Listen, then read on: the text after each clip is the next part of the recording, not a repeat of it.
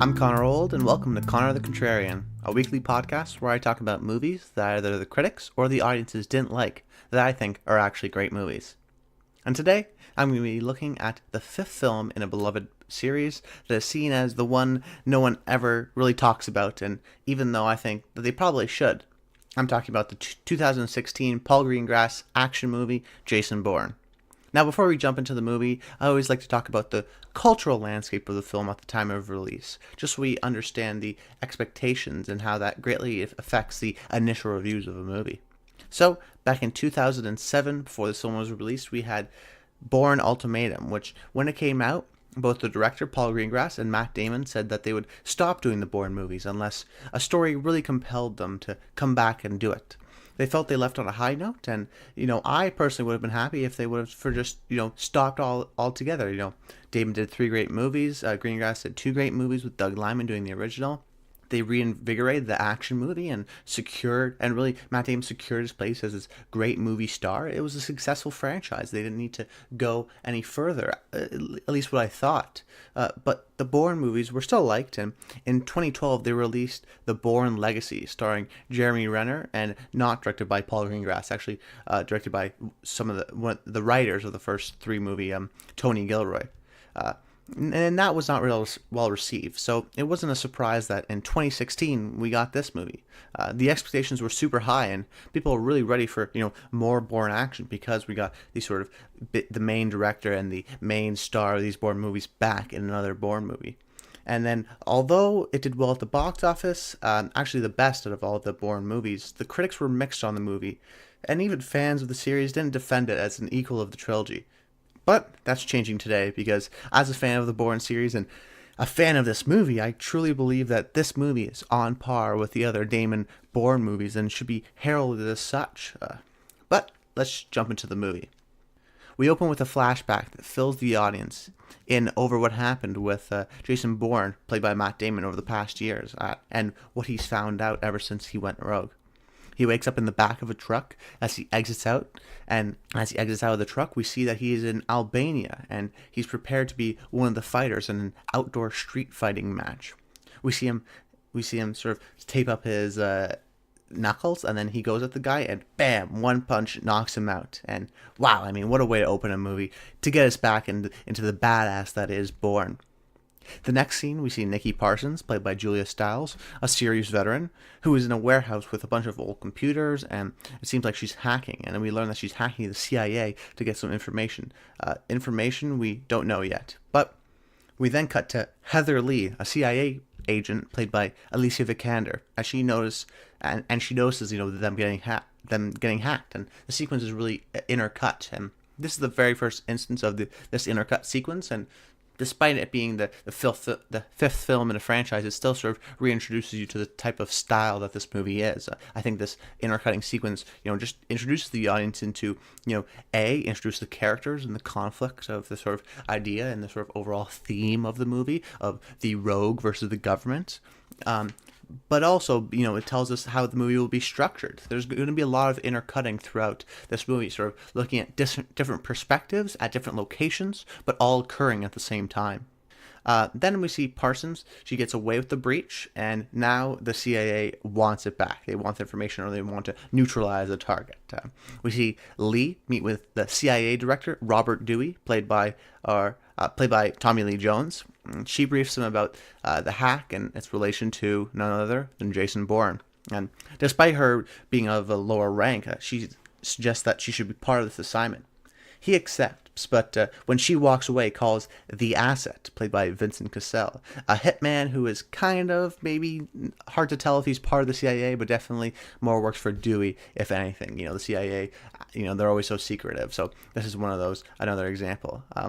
We cut back to Bourne and another street fight in Greece, and in the middle of it, we have this great sort of visceral sort of typical Bourne action, but in the middle of it, he sees Parsons, who, after he wins the fight, she gives him a piece of paper that says, meet her at the square at a certain time. But the CIA, who has been tracking Parsons because they know that she will lead him to Bourne, someone who they've been trying to kill for years. We know this from the previous movies. Now, Nikki knows she's been hunted, which is why she meets with Bourne at the square, which just happens to be in the middle of a riot. There's chaos on the streets with people in masks and throwing Molotov cocktails.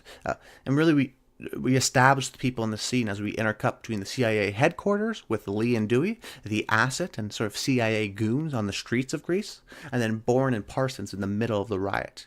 And just before the action starts, Bourne and Parsons meet. She informs him that the information she stole was for him. That what we learned in the past movie, that he volunteered for this program, may not be true, as they were looking into him before he even volunteered. He rejects the idea. He's been on the run his entire life, and on the run for 10 years since the last movie. So all he worries about is surviving. And Greengrass does this great job where he sets up the dominoes and then lets them fall.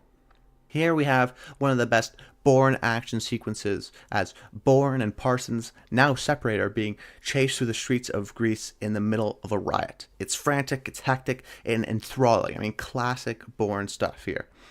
We see Bourne first getting chased through the riot as the camera follows him, sort of these great one takes where you see him run past people, and there's so much going on in the frame, but it's just a great idea because by setting the action in a riot, we don't know who is chasing Bourne. It creates great tension as Bourne, and by similarly as well, us, the audience, are on edge. So Bourne doesn't know necessarily who he's going to have to sort of evade, and same with us. We don't know who our sort of enemy is, and so we're on edge the entire time. But when he eventually does fight the guys, it's awesome. He takes 3 guys on ease in a streetcar with his unique intensity. And, all these action scenes I do want to mention, because it's a staple of the Bourne franchise, is the shaky cam, which is only used during the fight sequences, but it is a key sort of filming technique that the original Bourne invented. It involves rapid editing to make things feel fast-paced, giving them a sort of sense of intensity. The punches are seemingly thrown faster, and when they do, they land with a thud. Just sort of the audience perception of the actual punches and actual fight scenes are a lot more intense. It's a unique filmmaking technique, and The Bourne Identity was the first movie to do it, and because of its success, became a trope in modern day action movies. You look at something like Batman Begins, which was released in 2005, and then that Casino Royale, which was sort of a grittier version of Bond, was released in 2006 when they were sort of rebooting the franchise in the same way. The Bourne Identity did a lot for this franchise, and subsequently, the Bourne Supremacy did even more, sort of really cementing the style. And Paul Greengrass really sort of elevated what Doug Liman did in the first movie. But unfortunately, because of this, because of it becoming so popular, and because Bourne was such a success, it became a trope in a lot of these modern day action movies. And a lot of the poorer ones, what they did was they almost cut around the action. They thought that they could get away with poor fight choreography by editing around it. So it did has sort of a bad reputation, and then there was even the backlash to it. I think we see something like that, where the whole decade plays out from like 2002 to I'd say 2014 or even 2011 with something like Raid, but I would say 2014 for the American audiences with John Wick, which that movie is totally non-shaky cam. It's very much focusing on the choreography and using long techniques to let the action play out. I mean, similar to, I would say, when dance movies in the 30s and 40s and musicals, the MGM era of the musicals, they were always at their best when they just held a wide and showed the fantastic dancing in its entirety of Gene Kelly or Fred Astaire. And I think in the same way we sort of have this transition now in the modern day action movie today is not the shaky cam. But I still think that doesn't mean it's not as effective. And even there, John Wick was sort of a creator of that one, and then we see sort of copycats like Atomic Blonde and Red Sparrow sort of try to recreate it. So a lot of the criticism from this movie when it first came out came because of the shaky cam. Because they used the shaky cam, it felt outdated. It felt that it was of another era, that we've moved past on it. But I think that there's a misrepresentation, because shaky cam, although it was done poorly in a lot of other action movies, it was always done right in the Bourne movies. And shaky cam is hard to do. And Greengrass really does it well, and his editor Christopher Rouse, they wrote the movie here, and they've always worked well in really making the action clear, but still using the technique to its effect. So I don't think the fully blame should go on shaky cam, and some people don't like it in general. I get that, but I think in the Bourne movies it's done very well and clearly, maybe not as well as something like the Bourne Ultimatum, which I think maybe has the best editing of all, which is why it won the Academy Award, surprisingly enough, for a modern action movie to win an Oscar. But nonetheless, I still think that sort of shows the merit of the skill that it takes to create these action sequences, because even though some people think they're of another era, I personally believe that they're actually, very different now, because we have this sort of genre revolution in the sense of sort of emphasizing choreography. We don't have the action past things. So when I saw this movie, I was like brought back to it, and I realized how much skill there's involved and how effective the technique actually is. But going back to the riot sequence, there's so much going on, yet we are on the edge of our seats the entire time. And after Bourne beats the guy up, we transition over into a car chase where Bourne steals a motorcycle, he picks up Parsons, and they try to escape the city. Now, this is all happening while we intercut with the CIA headquarters, which allows the scene to be followed clearly because we have this great bird's eye view that works so well, where we see everyone where they are in relation to each other, because the CIA has all these, gadgets and whatnot that can show them where everyone is in relation to each other. That sort of allows the audience to understand the action a little more clearly, because it's so chaotic in the streets. It does give you a little bit of a breather, and it works really well. But now with the goons out of the way, the asset is the only one who can neutralize the target. The car chase is really well done, as the asset has a car, so he can use it to try and sort of knock off Bourne, but Bourne's on a motorcycle, so Bourne has the agility, so it's a little bit of a conflict there. Well done. But eventually Bourne loses the asset, but with the help of the CIA, the asset knows the only exit out of the city. He climbs on top of a roof, and we have a nail-biting sequence where the asset has them in his sights, but they're so far away, and he can barely see them. But when he does have his chance, he shoots. He misses Bourne, but he hits Parsons. She falls off the bike, and as she's dying, she throws Bourne the USB with the information on it. And then, just as they think they've got him covered, they're about to capture Bourne, he escapes. And now, we sort of understand, without sort of the dialogue, that he's going to take it upon himself to really find out more, because this was sort of Nikki Parsons, a person who's been in almost all the movies. I think in all the movies except for Bourne Legacy, this was sort of her dying wish. So he wants to go out and sort of add to the visual storytelling of the movie. But the next scene, we meet Aaron Kalour, an internet billionaire played by Riz Ahmed.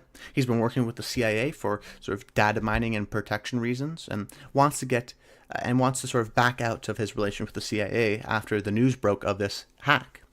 Dewey, the director, can't let this from happening because the CIA is so secretive in everything they do. And this storyline, I believe, was injected to make the film feel more current by raising questions like personal freedom versus helping your country. And while I think those are pertinent questions, I don't think this sort of section works and really can be removed. It sort of feels like a half step of trying to make it feel a little more relevant. But now we see Bourne, who has tracked down a hacker who can help him decode these files. There's this great ticking clock sequence because anything Bourne does, and it's even remotely connected to the internet, can be tracked by the CIA. As he reads the files, we get flashbacks to the day his father died. He was going to say something to him, but had to go, and when he leaves, his car explodes. In the last movie, we thought he volunteered, but now this clip reveals to us that maybe something fishy is going on. But before he can look into it further, the CIA deletes the file, and then immediately after, he gets a text from Lee. That tells him the CIA will be on him in 2 minutes. He questions why he got this hint, but takes it regardless as he narrowly misses them. Well, in the next scene, we learn that Lee tries to convince Dewey that Bourne can still be brought in, that he can still work for the CIA, that he's not completely lost. So she has this theory that she may want to bring him back in. However, Bourne saw a name in those files and needs concrete answers, so he tracks down the man involved in it. The CIA knew Bourne would eventually reach out to this man, so they're ready. And this just shows how sly and smart Bourne is, as he constantly tricks the CIA at every turn. The man is Malcolm Smith, played by Bill Camp. And after Bourne sets off fire alarms in all the surrounding buildings, typical sort of Bourne, not only just physical strength, but he's also a very smart guy and very sort of sly in that sense. Like I said, he uses the crowd of people to grab Smith. Meanwhile, Lee is guiding a team of agents to try and find Bourne, all while Dewey is using the asset as a quote-unquote backup plan. He doesn't believe Bourne can be brought back, and behind the CIA's back, uses the asset to kill Lee's agents, so the asset can get a chance to kill Bourne, while asserting his power at the CIA. Bourne gets Smith to a place where they can talk, and Bourne learns that, and sort of forces it out of him, that his father found out that about them serving Jason for the program, so he threatened to make it public, and when he did, subsequently killed them. This makes a lasting mark on the Bourne series. People criticize this movie for not having anything new to say. I think it does. I think the story adds a lot to the Bourne series. The last one told us that he volunteered for this program, and this one tells us that because of his father's death, he volunteered. And his father's death was from the CIA. So they really did have a hand in creating the monster that is Jason Bourne, which is this ever sort of conflict of what really happened with Jason Bourne. What was the genesis that we've been trying to figure out this entire series. And now, instead of being chased, Bourne goes on the offensive, which is great to see him. And it's always a chase movie, but now he's going on the offensive. He wants to kill the asset and Dewey, who were involved in the death of his father. Bourne now meets with Lee, who he's trusting for the first time, and learns that if he wants Dewey, he needs to go to Las Vegas. Why? Because they're going to assassinate Kahlur, the internet billionaire, as he's going public with the relationship with the CIA. Now, we're in Vegas. Lee is talking to Bourne through an earpiece, directing him where he needs to go. We see Kahlur about to make the speech, and just when the asset is about to shoot, Bourne blinds him with a spotlight, so he misses the shot. And we're off. Bourne makes his way up an elevator to Dewey's hotel room, and as he arrives, him and Dewey talk about the program. He tells him he's never going to find any peace, and Bourne, in this great scene, we learn that he kind of has found a bit of peace in that this is his life, and Damon does a great job in the scene because we can see that he's conflicted. He just wants a normal life, and going back to the CIA may give him that, but he knows that as much as he wishes that will happen, it won't be possible. And right before Bourne is about to kill Dewey, Dewey's partner shoots Bourne in the back, doesn't kill him, but distracts him enough for Dewey grabs Bourne's gun and is about to shoot him, but then Lee shoots Dewey. So Dewey's dead, killed by Lee, so Bourne doesn't have that on his sort of have to worry about that. Lee, with the sort of act of sort of helping him out and saving his life, tries to convince Bourne, and he says, convince Bourne about coming back to the CIA, and he said, he'll think about it. Why? Because he's still going after the asset. Then we have an awesome car chase down the Vegas Strip where Bourne is dodging traffic because he's driving on the wrong side of the road because the asset is driving a SWAT vehicle and Bourne's just in a Charger and will drive Bourne off the road. So it's great car chase through the Strip. And it ends with Bourne crashing into a casino and chasing him down into an alleyway. In the most intense fist fight I've seen on film in years. This is shaky cam to the max. I counted. There are 126 cuts in this 2-minute sequence, but it's not all chaos. We have the rapid cuts when they're dodging and throwing punches, added by great sound design as we hear the panting of the men and the impact of the punches against the sort of skin. But we also feel the impact because of the rapid editing. It's still used effectively. The editing is rapid when the fighting is at its fastest, but at the end of the scene, peters out, and Bourne manages to get a rope and strangles the asset to death as the less cuts happen. I mean, this is the definition of gritty. It's classic Bourne, and no one does it better. And when done right, creates an amazing feeling of exhaustiveness that's so rare in movies today. Then, in the final scene of the movie, we see Lee in a car reassuring one of her superiors that she can bring him aboard, and if she can't, she'll put him down. She gets out of the car and meets with Bourne to see if he wants to join. He's still not sure and walks away. Then when she goes back to her car, there's a tape on the passenger seat. When she plays it, she hears it's a recording of her conversation in the car. And we see her realization that she messed up, that Bourne still has the upper edge on her, and he's definitely not going to come back to the CIA. We cut back to Bourne, and Extreme Ways by Moby plays as we roll the credits. I'm a fan of these movies, which is why I felt I needed to defend this movie when it got criticized by the critics. As a fan, I think it holds its own with the other three movies without missing a beat, and we barely know 10 years have passed. The critics said it felt too similar to the past, but I felt the negative reviews were a symptom of two things. Firstly, there was expectations. There were so many reviews that tie in previous movies and judge them based on those instead of its own merit. It's very frustrating. But two, also because it was too similar to the other movies. Now, is it similar? Yes. But does it have something new to bring as well? Yes. I think the addition of Jason's father going to expose the program adds to the series. And maybe this style of filmmaking is of its past, but that doesn't mean the technique doesn't work. Just because others have abused it doesn't mean it should be forgotten. Take the Bourne name away, and this is a great, thrilling summer action movie with intelligent commentary on the state of politics and our fascination with government mistrust and conspiracy. Also, I want to point out, we don't want the fifth film in the series to feel different, totally different than the other movies. We want to make it feel of a piece. It's been 10 years, yet we don't even know it. Now, I know it's impossible to avoid expectations and remove other factors, but as a critic, I think it's important to judge the movie objectively without preconceived notions. I applaud Paul Greengrass for delivering another unique action movie that, often imitated, is never realized. I think it's a worthy addition to the Bourne series that is a must-see for every Bourne fan and for every action fan to get a style of filmmaking that, when done right, delivers some of the most realistic, gritty, and intense filmmaking ever. Well, I'm Connor Rold. Make sure you review the podcast on iTunes. I'm also on Google Podcasts as well as I have a YouTube channel where I post the podcast. I also do other film-related content. I'm doing a series right now called Old on Old, where I review classic movies that I've never seen before. It's a lot of fun. Just search Connor Rold on YouTube. That's it. I hope you enjoyed the episode, and until next time, stay tuned.